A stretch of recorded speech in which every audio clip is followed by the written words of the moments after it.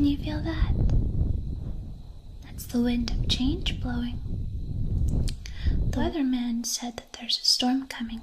Let me show you something. This is from the 2012 election, as GSS data on the 2016 election isn't available yet. In the 2012 election, we can see how people who call themselves liberals of any race voted, then how self-described moderates voted, and here we have how self-described conservatives voted. Now, fair enough, it is Obama versus Romney, but the racial disparity here should make it plain that blacks and to a lesser degree Hispanics put race over belief. This is true when you control for position on specific issues as well. When looking at a position on abortion, when looking at position on a gay marriage, when looking at the position on the size of government, even when looking at the position on wealth redistribution, except for Hispanics. Hispanics who opposed wealth redistribution just barely gave the nod to Romney. For blacks, even blacks who believe the Republican Party helps blacks more than the Democrat Party does, are more likely to identify with the Democrat Party. Even blacks who think the government is spending too much to improve the conditions of blacks identify as Democrat. In the case of blacks who are conservative Republicans, who think the Republican Party helps blacks more than the Democrat Party does, and who think that we're spending too much on blacks, they still vote Democrat. In the case of Hispanics, the situation is not as dire, but still, this idea that if you get other groups to agree with your policy that they'll vote for you, well, how about you first figure out if they'll vote for you even if they agree with you? It may seem like they would, a rational person would, but we're dealing with people, not necessarily rational actors, and people behave in ways.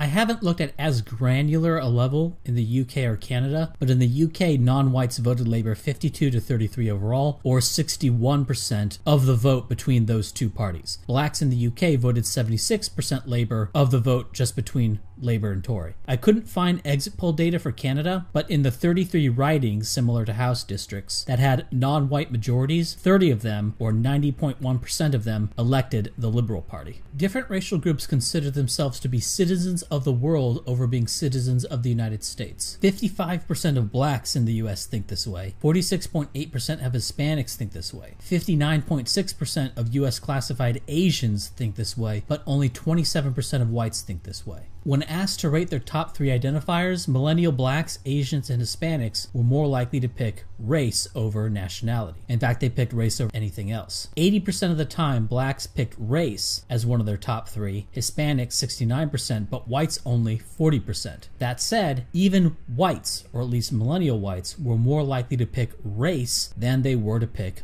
American. Even though this is all just millennials, it portends. And ideology lost to race in every group. The term idiot originally meant someone who didn't engage in politics or someone who kept to himself. From Wikipedia, quote, "Idiot is a word derived from the Greek idiotes, person lacking professional skill, a private citizen, individual, from idios, private, one's own. In ancient Greece, people who were not capable of engaging in the public sphere were considered idiotes, in contrast to the public citizen or polites. An idiot in Athenian democracy was someone who was characterized by self-centeredness and concerned almost exclusively with private as opposed to public affairs. Idiocy was the natural state of ignorance into which all persons were born, and its opposite, citizenship, was affected through formalized education. In Athenian democracy, idiots were born and citizens were made through education, although citizenship was also largely hereditary. Declining to take part in public life, such as Democrat government of the polis, city-state, was considered dishonorable. Now, it's important to remember that politics referred to affairs of the polis. This originally meant literally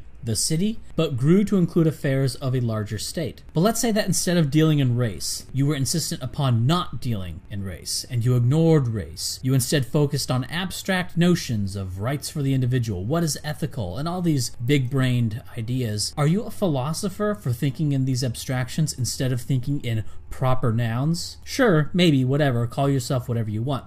But here's what you absolutely are: an idiot trying to dig through the side of a cliff with a needle, because you're not involved in the affairs of the polis. You're off in your own little world of forms, and you poo-poo the world outside. That's identity politics. That's beneath me. No, that's just politics. You might as well be playing video games. In fact, you would do a lot less harm if you just went and did video games instead of lolbirding all over the place. When you're hanging out over here instead of over here and then say, I'm really into politics, do you see how that's dubious? Sure, technically non-identity politics is still politics, but it's marginal. It's tangential to the main fight that's going on, which is over here. Not the world of forms, but the world of proper nouns. There's no such thing as identity politics. That's just politics. It's this non-identity politics that is the aberration, and that needs to be labeled. Whites have been made to think that being proud of who they are and that advocating for the interests of their own race is somehow evil. This puts them at a huge disadvantage to the other races. It nerfs any opposition they have to their group being exploited, because any opposition has to be couched in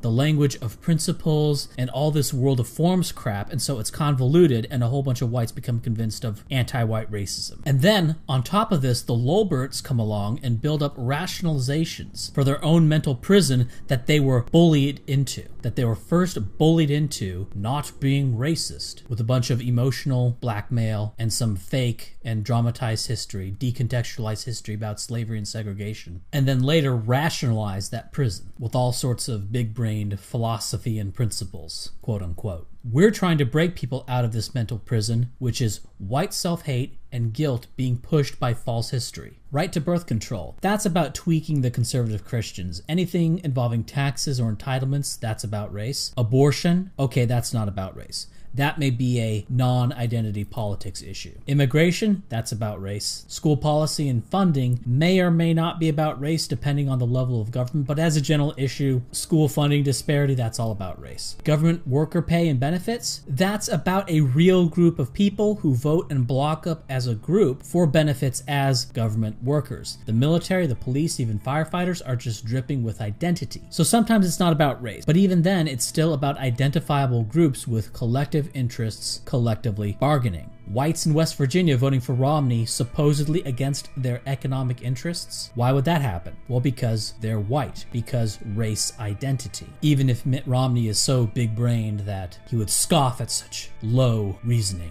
The weird thing is non-identity politics. The domain of think tank people, that's all it is. How much better off would we be if they took their terrible trivium and focused it on building model airplanes or ships in bottles instead of trying to reinforce the mental prison that white people are in? It's not benign. It's a very damaging thing. I hear people say these dumb things like, you can't deny abortion and then be against benefits for single moms, or you can't support open borders and a welfare state. And I get the cause and effect arguments in these statements. Believe me, I used to make them, but it's not true. People can and do support open borders and big welfare, even though one thing exacerbates the problems of the others. It's not like you point out a contradiction and people start to tick and then explode. They'll just ignore it. You can't support freedom of religion and then support what was done at Waco and Ruby Ridge. Watch them. They just did. People can and do make apparent contradictions all the time, and it doesn't matter. They don't care,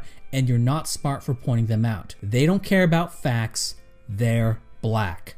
They don't care about facts. You're white. They evolved in the context of group conflict and what works in group conflict. And what works is group solidarity and closing ranks in the struggle against enemy groups. And truth only matters if it can help in that struggle. One thing that's really just swell about these principled people is how they live by their principles while everyone else just uses that. For example, the Republican Party being against welfare use and being for free markets. So what happens is that when Democrats win, all of their voters get money in all sorts of ways at the expense of the people who voted against them. This can be done by doing things that result in rural areas paying more for urban areas, welfare laws that work out so that really they only benefit benefit classes of people that vote overwhelmingly Democrat. There's all sorts of ways you can do this. The Republicans, however, are to be more principled. When your Republican Party wins, Mr. Whitey, well, you then get the privilege to endure the rigor of the free market. Nothing gets taken from your opponents, even though when they win, stuff gets taken from you. Of course, when you act this way, you're not actually being principled. This isn't principled behavior. This is just being a chump, because the principle only works if everyone abides by it. If you're the only one actually embracing the free market while everyone else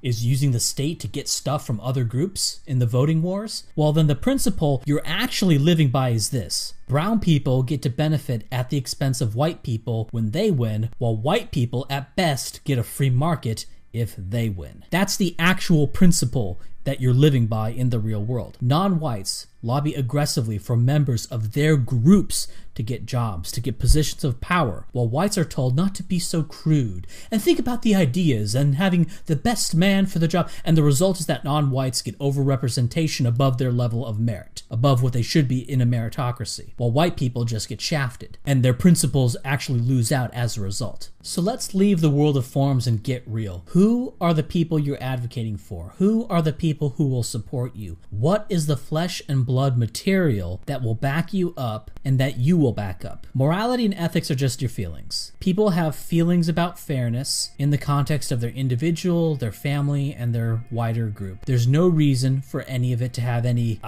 inherent truth or total internal consistency. What is the evolutionary value of a perfectly internally consistent ethic? Does having a totally internally consistent ethic help in making babies? Let's try this. Most big brain philosophy people have a distinction between moral agents and non-moral agents. Okay, there you go. There are no moral agents. Everyone's an animal. And they know how to posture as a moral agent, but vanishingly few will follow you into philosophy land. Don't fall for it. He's just going to drag you into his funhouse until you figure out that he's just a red racist, that he's just an anti-white. And for all the brown people, why would they want to end up in the same mess that you're in? When white people engage in politics, they got what they wanted. They got big empires in their own spaces. When white people disengaged from politics, that's when the elite were able to throw one over on whites and grant black citizenship in the chaos at the end of the Civil War, and then later to open up the borders to the Hispanics and Asians. Today, brown people have a great thing going. They're getting much more of what they want by engaging in politics, not by wasting time, not by being an idiot,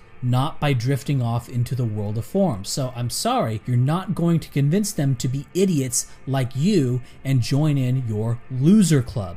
White people need to come up to present time, realize that they're a real people with real interests collectively in a genetic mesh, which is how the world actually operates, not trinket individualism. This is how everyone else on the planet thinks, and if you don't think like this, you're just going to lose. Two armies squaring off. One army is unified, the other is full of big-brained individualists and philosophers who deconstruct race and think that values matter more than people. Meanwhile, the orcs are charging through and wrecking your face while you sit and refuse to recognize that you're a team in battle. Of course, you have to be tactical, you have to have allies, and we can, and perhaps will, have to work with the Hispanics and Asians, and maybe even blacks if that's possible, to common ends. But the first step is to realize who you are and the struggle that you are in, and also to realize that it was putting ideas over people that created this mess that we're in.